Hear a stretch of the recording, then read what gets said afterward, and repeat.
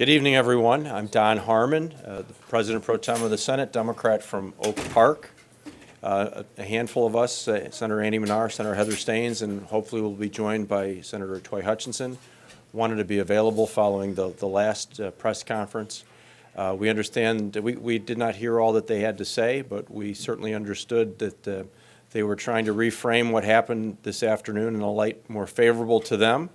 But we're here to say that Democrats put on the table a comprehensive compromise package that would lead to a balanced budget, a grand compromise, and we stand behind that work. Democrats were willing today to vote for it, and the Republicans walked away. I didn't hear whether or not the Republicans denied the reports that the governor or his office called them in today and threatened them. I'd be interested in knowing how they recharacterize that today, but that's certainly the direct reports that we've gotten from our Republican colleagues. I'm going to turn it over to Heather Steans, or Heather, you want to go first? It doesn't matter to me. This has been a lot like Lucy in the football, keep pulling it up. There's been a number of times now, as you guys in the media know, that we've been ready in the Senate Dems to actually put votes on the compromise, and they keep coming back, the Republicans, with more that they want. This originally had all started as a real agreement in the Senate. It was Leader Rauner, who I have great respect for what she's been doing and how much of a difficult time she's been getting by a lot of people for doing it, coming in and really working with the Senate President to get to an agreement. They have been working countless hours in doing it. Every time we think we're ready to do a vote, they come back in with something more they want. I think what's happened is that the governor's been clearly injecting himself into these negotiations. And really today, I believe we have real evidence that he undermined and killed this today. I had heard directly from some of my Republican colleagues this morning that there was just one thing they needed after having met with the governor last night and the whole group.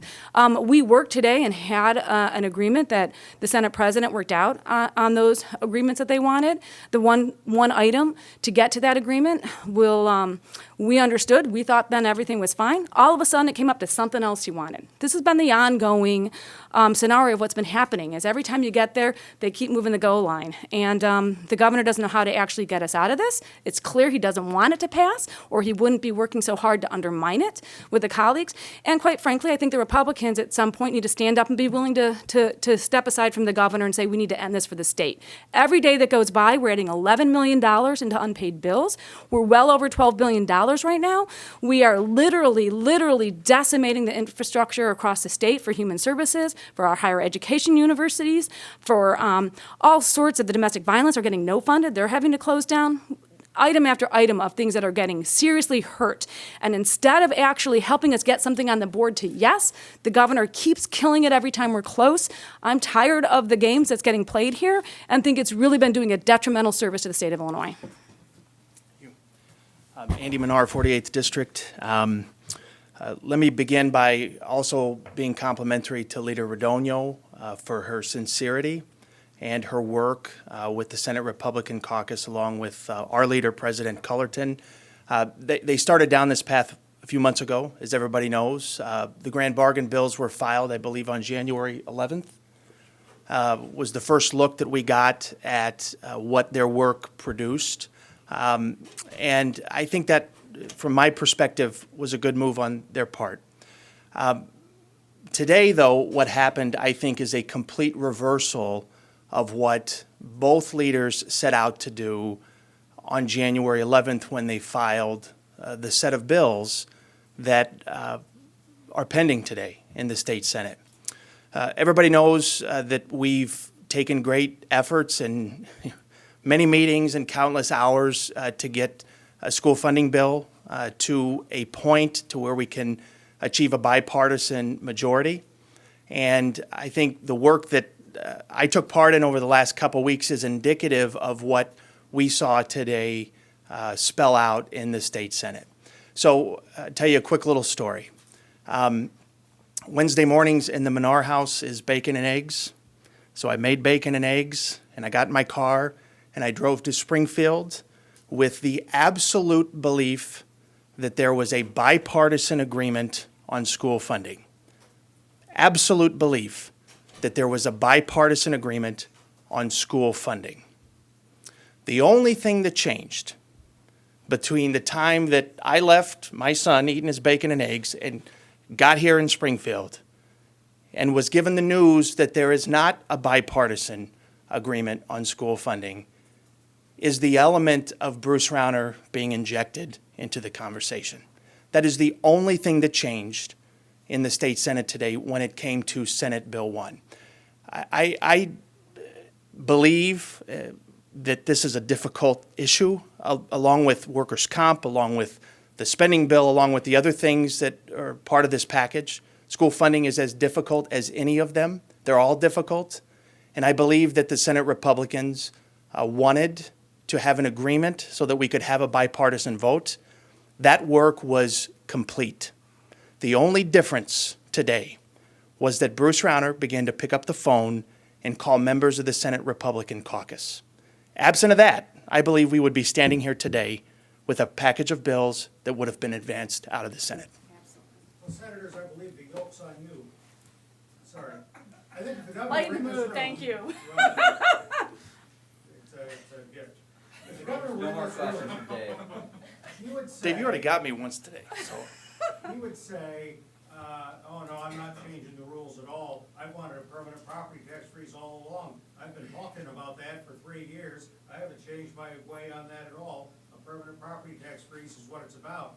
And President Cullerton made it sound like that was the sticking point, and it's not a new tag from the governor, if indeed that's what he's saying. The governor must not understand the legislative process or compromise. The end of the day is not you get everything you wanted. The end of the day is you compromise and you get some of what you wanted. A 2-year property tax freeze is a significant accomplishment, but the governor doesn't know how to declare victory. This is a package. There are items in these packages that none of us want to vote for because we don't like them. We wouldn't have initiated them. We're not thrilled that they're in them. But we're prepared to take difficult votes to advance the interests of the state to pass a balanced budget. The governor has no willingness to do the same. He will not relinquish these priorities that he's put in his own head that don't have the votes in the Senate or the House to pass. He's got to understand the political and legislative realities here. So Don, what are you gonna do now? Are you gonna go back to the bargaining table, or are you just gonna walk away, or what are you gonna do now?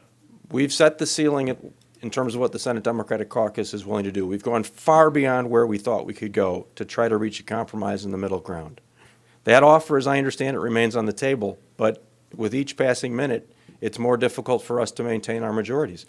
I don't know what else we can do other than sit back as Democrats and try to come up with a proposal that we can advance without the support of our Republican colleagues, because they're clearly missing in action at the behest of the governor. You said, oh, I'm sorry. What did the Republicans report the governor had threatened them with? They did not report the substance of those threats, but I think all of us can validate that we've heard firsthand from Republican colleagues that the governor was calling people in and chastising them for their votes yesterday in some cases, and threatening them as to future votes. Can you disclose who those Republicans were that received those calls? You've heard from them, and you could certainly ask them. So you're saying that at least one of the people that was in the room just a few minutes ago might have been one of them? I would certainly ask the three of them what their experience was like, or whether they have any firsthand knowledge. You said that they asked for one more thing, and you gave it to them, what was it? The one more thing had been exactly on the property tax and the income tax. And there was further negotiation today between Leader Radonio and Senate President, where they got to an agreement on that issue. And then yet, there was something else. So we really went into caucus, I think all of us, until we entered caucus today, believing that we'd actually gotten to a bipartisan agreement and we were going to be going out on the floor and voting. This has happened to us before. Only when we got in there did we hear that he'd added something else, which I had confirmed to me directly by one of my Republican colleagues. This is continuing on. So at this point, I don't know how you negotiate with somebody who keeps moving the end lines. And that's clearly the governor who's done that. Can you say what the something else was? It was sort of nebulous about the budget agreement. I would want you to talk to them to get the specifics, since it wasn't me who heard that directly from him. But it was a new issue that we had not yet heard before. So it's not something you've reported yet on Capitol Facts. That's my point, is keep moving the goal lines. They said this afternoon, evening, whatever, I don't even know what time it is, that there was an GOMB believes there was an $800 million deficit. Who does GOMB work for? Yeah, and where is that coming from exactly? And did the Senate Republicans ever express that interest? Yeah, I mean, So you asked for a meeting with GOMB, they sat down with staff, they went through it, GOMB says it's a $800 million hole. so I would suggest to you then that they are then coming back with other requests. Maybe that happened today, I don't know. I can tell you we've been negotiating every day with these folks, and that's not come up until today. And I would say this, Rich, it would be nice if GOMB held the governor's budget to the same standards that they're holding right. this budget. Because it's clearly two different standards. And I'll give you my own experience about moving the goalpost. We were armed with a report from the governor's commission, his commission on school funding, that he constituted, that produced a bipartisan report that was very specific in some places, a little squishy in other places. We crafted a bill that I think is reflective of that report. We negotiated pieces of it. As you know, it's very intricate and every word matters in school funding bills. But we got to a point last week where we thought we were done. And then the weekend goes by and Monday comes along. And there's another list of things that have to be added to that bill in order to gain bipartisan votes, which is what our goal is in the Senate, to try to wrestle this logjam loose. And I'm not opposed to continuing to negotiate the issue, right? But what I am opposed to is this constant merry-go-round of chasing the same issues over and over again just a week later, asking for the same thing, things that were not even in the governor's commission's report on school funding are being demanded to be put into a bill. That's what we're dealing with here. And when there's an agreement between two caucuses, and those agreements, and everybody knows it's not done till a bill's passed. Everybody knows that. But when those agreements become threatened because of one person's actions, one person in the state, there's 13 million people in Illinois, and millions right now are suffering because we don't have a budget in place. One person injected himself into this conversation today. And that's why we're not standing here talking about how we really get this job done with a balanced and sustainable budget. Let's let Senator Hutchinson up. Hi, everybody. I think the level of frustration that we see right now is that we heard from Leader Radonio today that every day that we go by is $11 million. And in my experience, the whole time I've been in the Senate, and for all of the conversations we've heard about Democratic governors, that's normally referred to as gross fiscal mismanagement. But right now, it's just $11 million a day. Now, I'm carrying Senate Bill 9, which is the revenue package that very, very many people don't like. It's the hard part of what it takes to get a budget. And we have gone through so many iterations of what's in this budget. What's in the revenue package. Literally, they change daily. And then we think we have something, and then the next night, that goes away. And then the next night, that goes away. Now, I'm the first one to admit that taxes are a very difficult subject. I'm also the first one to admit that you can't talk about taxes without what they pay for. So any of us that stand up and talk about the things that we say we care about, if we're talking about school funding, if we're talking about our social service safety net, if we're talking about the hundreds of thousands and millions of people across this state that have lost services, who are continually bombarded with there are not enough cuts, and then we give more cuts, and they say, well, maybe you cut too much. Or what this revenue package is finally going to be like. It's just been amazing to me in a room where the goalposts constantly move. So right now, I think what we've always indicated is that we're ready to be partners in this, because we can't continue acting as though the governor is not Republican, and the Republican governor cannot continue to act as though this isn't a democratically led legislature. There is nothing any of us can do alone. Nothing. But it's $11 million a day. Yesterday was a really good day. It was a good day because we actually put some votes up on the board and showed that there are people who are willing to take bipartisan votes, and some of them were hard. And at the end of the day, this package is not anything that I would have done on my own. It's not anything that most of us would have done on our own, because they're not always based on democratic principles. But the one thing we don't want to do is continue to make the same political mistakes we've made every single year since then. It's like, at some point, At some point, we have to realize that winning elections is easy. Governing is hard. It's really hard. And we cannot do it alone. So if we want to change the conversation, we want to change the narrative, we want to actually show that Illinois is open for business, then it's time to put the votes where all the rhetoric has been. This is not the final thing. As last time I checked, there's 2 chambers. It needs to leave the Senate so that it can go be debated in the House. But if we cannot get it out of the Senate, then we are literally running down the clock and admitting that it's okay with people to not have a budget until 2018. And that is just unconscionable. It's just unconscionable. How worried are you folks about the public relations piece of the governor's elevator speech and saying, hey, I want to put a lid on your property taxes? Those of us who open a property tax bill, that's not a fun day for anybody. And it's really easy to understand, I don't want to pay more property taxes. And, you know, and if you say it enough times, it sounds easy. And it's, the more times you say it, the better it sounds. What you guys are saying doesn't fit into an elevator, you know, unless it's the Sears Tower. How worried are you about people in Illinois, the 13 million, really understanding it and seeing it, at least if not your way, for the nuanced thing that it is? Well, there is a simple way to say that one of the reasons why the property taxes are as high as they are is because 60 to 70% of your property tax bill goes to school funding. And because the state doesn't take care of its responsibility in terms of school funding, then we are left with this situation where the burden falls on our local property taxpayers. So it's amazing to me that people take the easy way out of just simply saying, I don't want to pay any more property taxes, because of course that's how we feel. But you also can't say on the other side that you don't care about funding schools. The way to take care of property taxes is to handle school funding.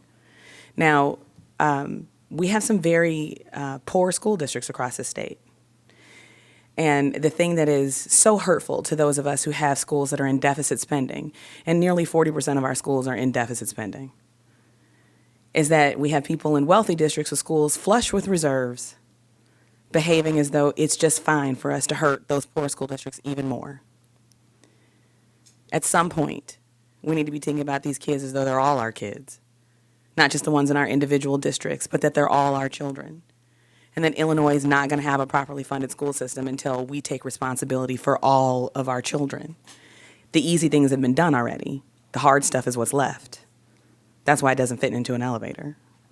Senator Harmon, we talked earlier today about it, but then that was before caucus and what happened. But, the workers' comp negotiation, business is saying that they went severely backwards in this point.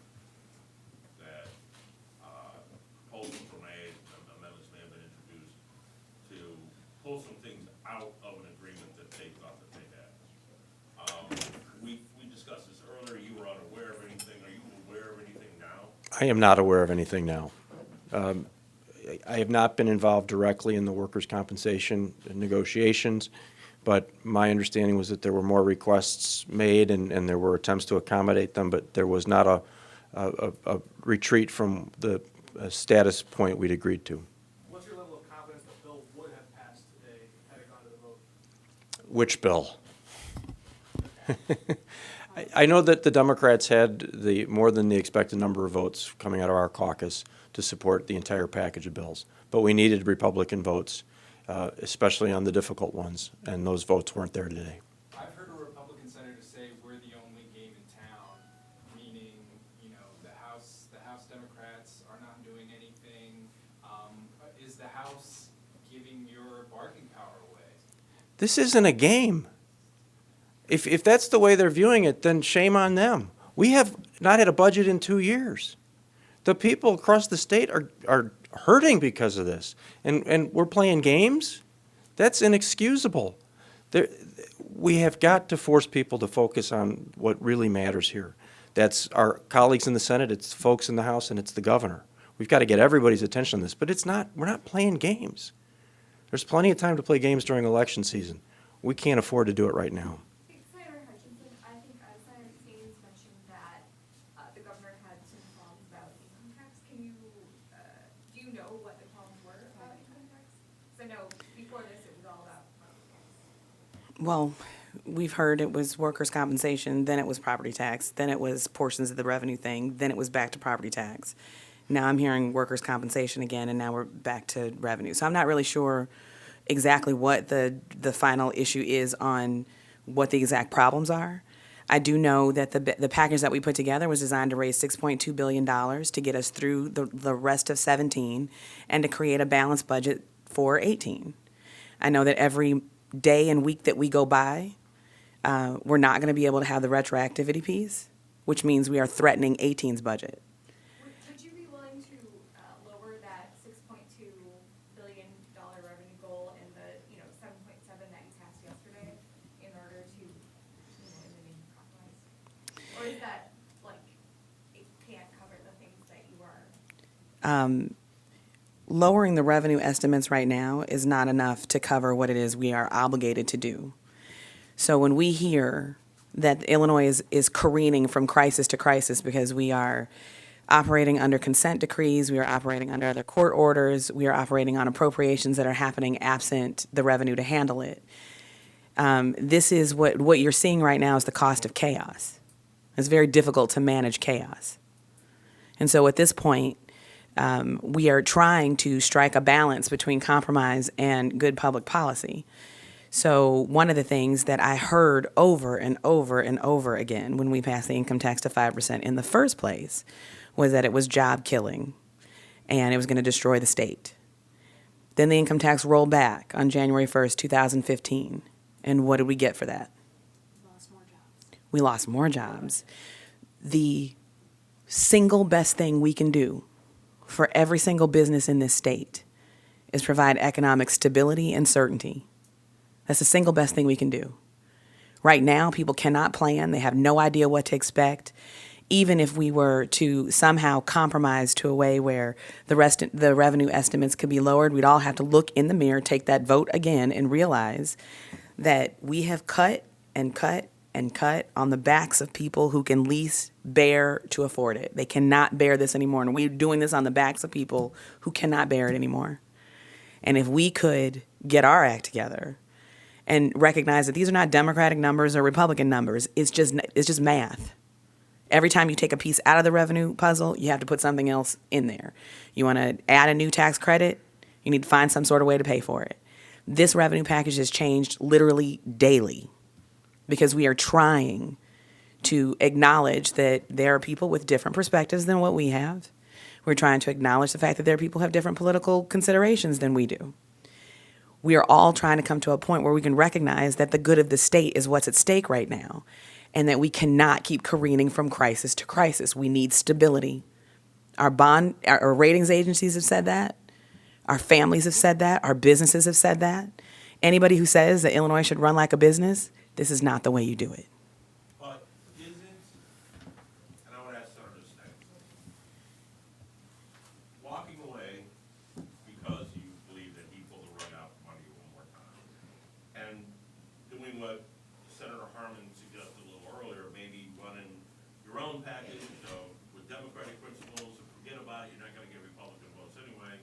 But even if you pass that, and even if the House picked it up and passed it, the dude's going to veto it, the governor's going to veto it, and then where are you? So, while you appear to be, you have always been a very patient person, you appear to have lost it.